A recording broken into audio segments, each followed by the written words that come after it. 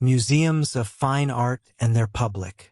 The fact that people go to the Louvre Museum in Paris to see the original painting Mona Lisa, when they can see a reproduction anywhere, leads us to question some assumptions about the role of museums of fine art in today's world. One of the most famous works of art in the world is Leonardo da Vinci's Mona Lisa. Nearly everyone who goes to see the original will already be familiar with it from reproductions, but they accept that fine art is more rewardingly viewed in its original form. However, if Mona Lisa was a famous novel, few people would bother to go to a museum to read the writer's actual manuscript rather than a printed reproduction. This might be explained by the fact that the novel has evolved precisely because of technological developments that made it possible to print out huge numbers of texts, whereas oil paintings have always been produced as unique objects. In addition, it could be argued that the practice of interpreting or reading each medium follows different conventions. With novels, the reader attends mainly to the meaning of words rather than the way they are printed on the page, whereas the reader of a painting must attend just as closely to the material form of marks and shapes in the picture as to any ideas they may signify. Yet it has always been possible to make very accurate facsimiles of pretty well any fine art work.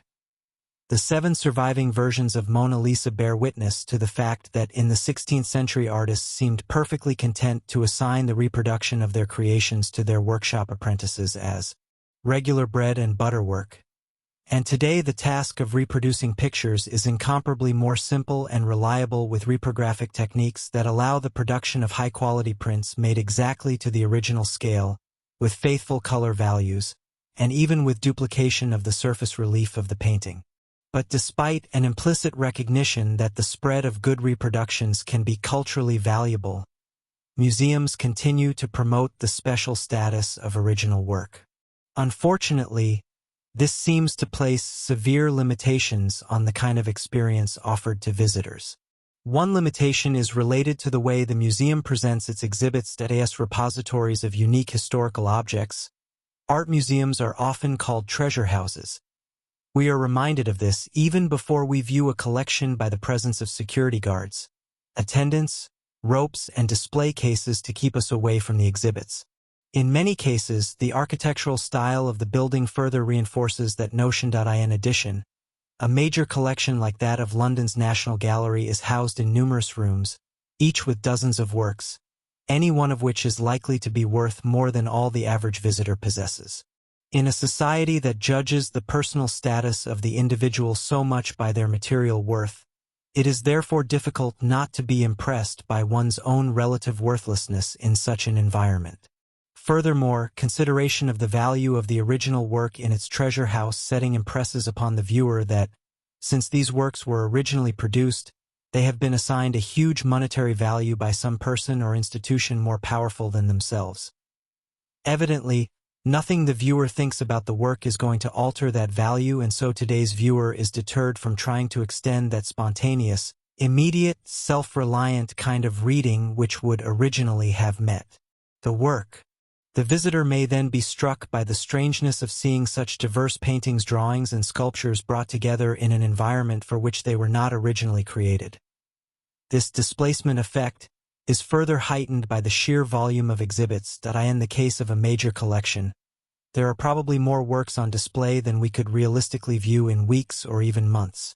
This is particularly distressing because time seems to be a vital factor in the appreciation of all art forms. A fundamental difference between paintings and other art forms is that there is no prescribed time for which a painting is viewed. By contrast, the audience encounters an opera or a play over a specific time, which is the duration of the performance. Similarly, novels and poems are read in a prescribed temporal sequence, whereas a picture has no clear place at which to start viewing or at which to finish. Thus, art works themselves encourage us to view them superficially, without appreciating the richness of detail and labor that is involved.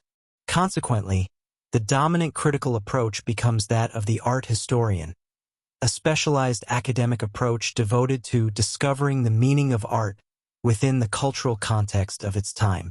This is in perfect harmony with the museum's function, since the approach is dedicated to seeking out and conserving authentic, original readings of the exhibits. Again, this seems to put paid to that spontaneous, participatory criticism which can be found in abundance in criticism of classic works of literature, but is absent from most art history. The displays of art museums serve as a warning of what critical practices can emerge when spontaneous criticism is suppressed. The museum public, like any other audience, experience art more rewardingly when given the confidence to express their views. If appropriate works of fine art could be rendered permanently accessible to the public by means of high-fidelity reproductions, as literature and music already are, the public may feel somewhat less in awe of them. Unfortunately, that may be too much to ask from those who seek to maintain and control the art establishment.